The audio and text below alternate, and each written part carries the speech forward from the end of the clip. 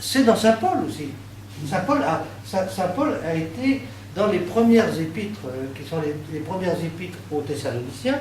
Vous voyez, Nouveau Testament vers 48, épîtres aux Thessaloniciens, ce sont les plus anciens textes du Nouveau Testament. Eh bien, il y a aussi des petits morceaux d'Apocalypse. Hein. C'est là où Saint Paul nous dit qu'un jour, l'ange va descendre avec sa grande trompette, il va annoncer le jugement dernier. Ce sont des images apocalyptiques. Est-ce qu'il faut croire vraiment qu'il y aura un ange qui va arriver avec une trompette? Hein? On n'est pas obligé. Mais ce qu'on est obligé de faire, c'est d'essayer de comprendre ce qu'il y a derrière. Hein? Voilà. Donc cette littérature a été très importante. On le sait aussi parce que dans les 3 évangiles synoptiques, on retrouve un discours apocalyptique. Et pas à n'importe quel moment, c'est au moment de crise du Nouveau Testament, c'est-à-dire au cours de la dernière semaine, où Jésus est en train de se préparer à mourir. Et donc, c'est dans cette partie du Nouveau Testament qu'on va retrouver en concentré ce petit morceau d'Apocalypse. Que la réflexion chrétienne va mettre en rapport avec la mort du Christ et la résurrection du Christ. Sur le fond de cette catastrophe que tout le monde attend, quelle signification a donné à ce qui est une catastrophe pour les chrétiens, c'est la mort de Jésus. Donc, on essaie de comprendre ces catastrophes ensemble, l'une dans l'autre. Et le terme qui va permettre de faire ce passage, c'est la question du temple. La question du temple. On ne peut pas imaginer, nous, ce que c'est pour les Juifs de l'époque et pour les chrétiens, parce que en l'an 70, il y a encore beaucoup de Juifs d'origine dans les communautés chrétiennes. Le traumatisme que c'est que de la destruction du temple. Il y a un deuil à faire. Hein, il y a un deuil à faire qui va durer des années et des années. Et les responsables d'Église et les évangélistes vont, ça va être une de leurs préoccupations, d'aider les chrétiens à faire le deuil de ce temple. Et une des choses qu'ils vont essayer de montrer, c'est que on n'a plus besoin du temple matériel, puisque le corps de Jésus est notre temple. Et que la présence qui autrefois était dans le temple de Jérusalem, elle nous est maintenant permanente à travers le corps de Jésus. Vous voyez un peu le raisonnement.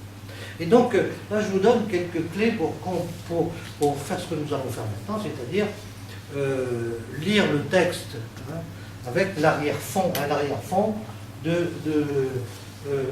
peu plus informé.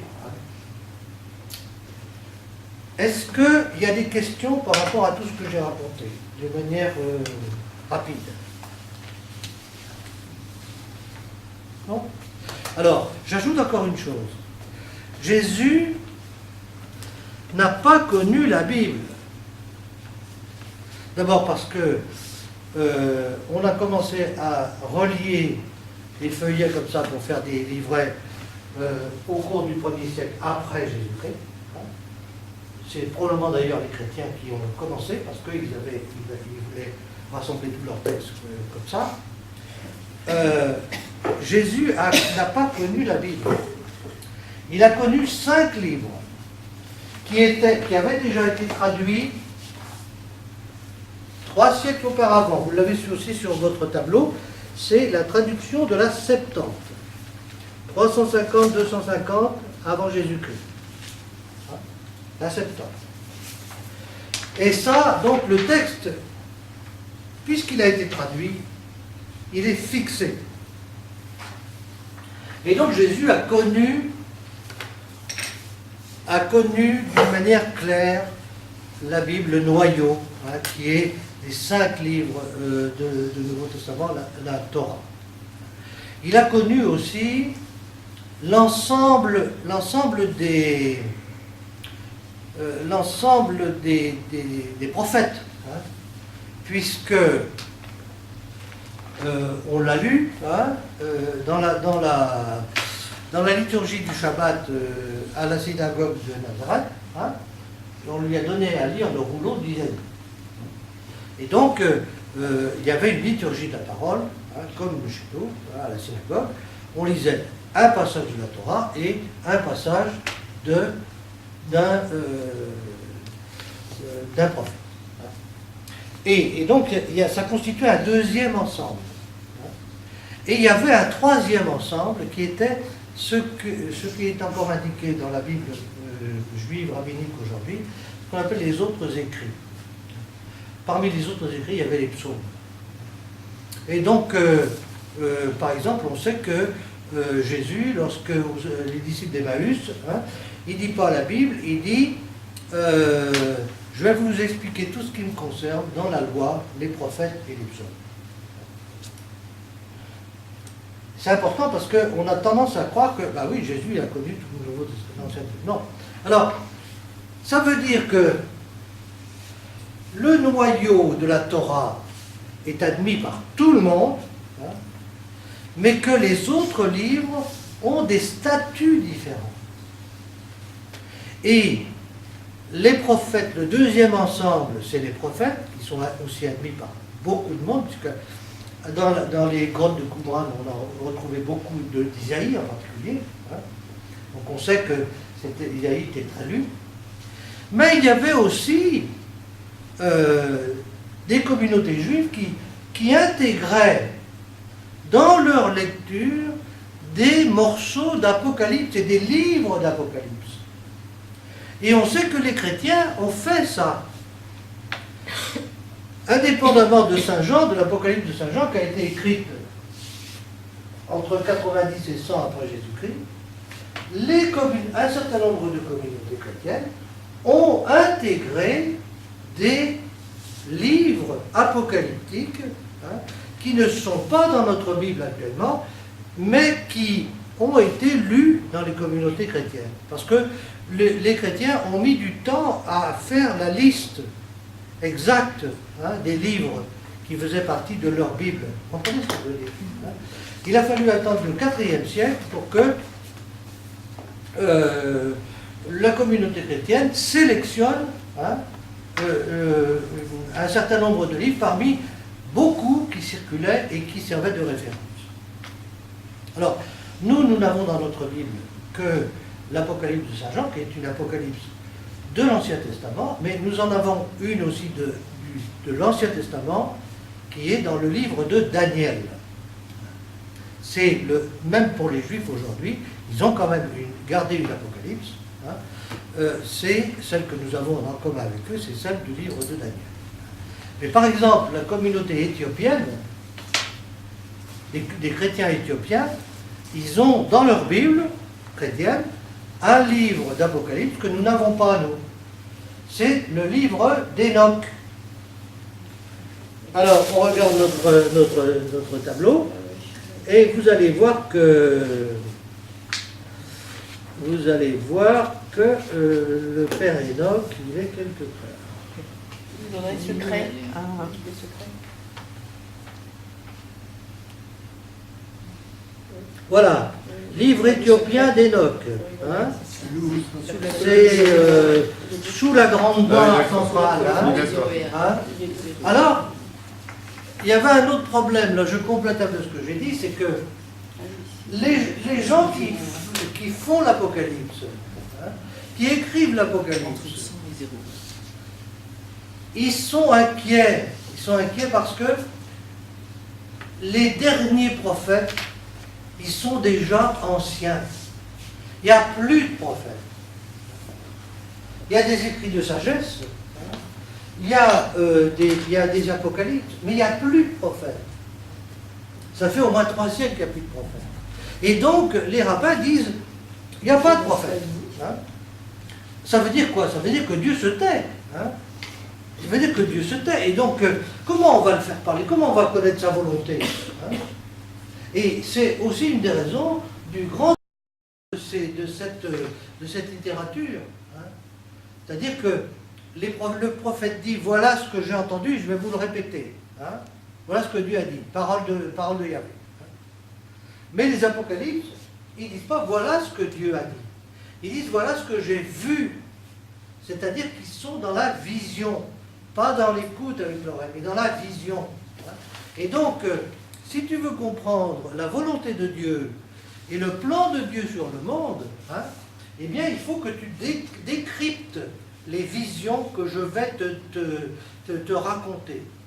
D'ailleurs, ce n'est pas moi qui les raconte, puisque c'est quelqu'un de beaucoup plus important que moi, puisque c'est le Père Enoch. Alors, qui est le Père Enoch? Le Père Enoch, c'est un des patriarches d'avant Noé. Il y a deux personnages dans la Bible qui ne sont pas morts. Ils sont montés directement au ciel. Enoch et Élie. Et Enoch, c'est quelqu'un, dans le livre de la Genèse, il y a une ligne sur Enoch. Vous savez qu'Adam et Ève ont eu 3 fils. Hein. Oui. Comment s'appelle le troisième? 7, on a vu ça dans le livre. Là. Oui.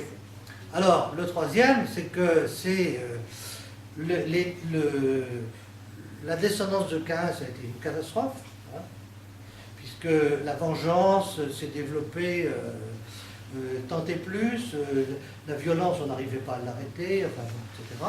Et il y a quand même la famille, la descendance de Seth, dans laquelle s'est transmise l'honnêteté, hein, et le culte du vrai Dieu. C'est de cette lignée que va sortir Noé en particulier. Mais avant Noé, il y a eu Enoch.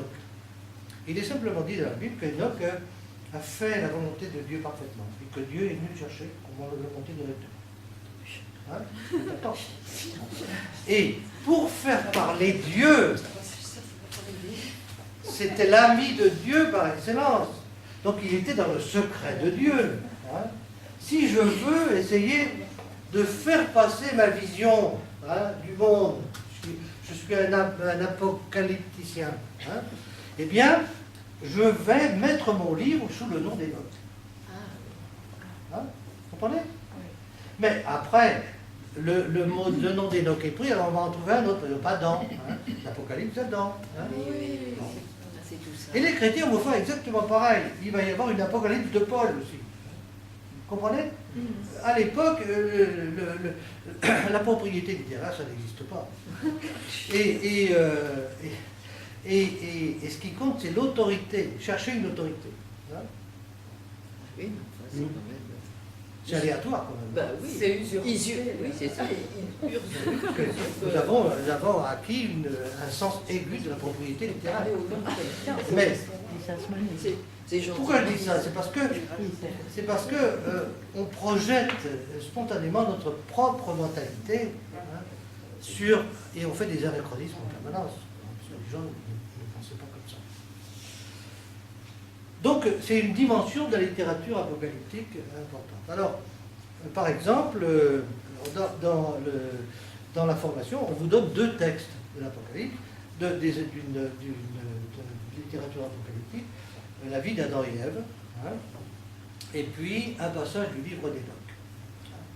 Il faut savoir que les chrétiens éthiopiens, par exemple, dans leur Bible, ils lisent encore le livre d'Enoch. Donc ils ont une apocalypse. Pourquoi ils le lisent? Parce que pendant toute cette période-là, des premières communautés chrétiennes, où le canon, ce qu'on appelle le canon, c'est-à-dire la liste officielle des livres n'était pas fixée, les communautés chrétiennes avaient une certaine liberté, hein, de choisir leur livre de référence. Et comme l'Éthiopie est loin, hein, eh bien, pourquoi est-ce que le livre d'Enoch se retrouve dans le canon, hein? C'est que progressivement en Occident, le nombre de livres s'est restreint, mais que eux, ils l'ont traduit dès le 4e et le 5e siècle, et qu'ils se retrouvent dans leur canon. Pour nous, c'est très intéressant parce que on comprend, lorsque on lit cette littérature, il y a des choses, il y a des allusions du Nouveau Testament, il y a des expressions qui nous échappent, hein, et pour lesquelles on a un contexte maintenant. Est-ce que vous comprenez ce que je veux dire? C'est-à-dire que ça nous aide beaucoup à comprendre, hein, d'une manière plus fine le Nouveau Testament et à éviter surtout des contresens. Par exemple, le titre de Fils de l'homme, hein, la référence principale, on dit toujours c'est le livre de Daniel, mais c'est le livre de Daniel relu par le livre d'Enoch. Hein, vous comprenez? Hein? Alors évidemment, les références de Daniel, ça suffit, hein, mais quand on a le livre d'Enoch derrière, alors on comprend mieux un certain nombre d'évolutions du texte.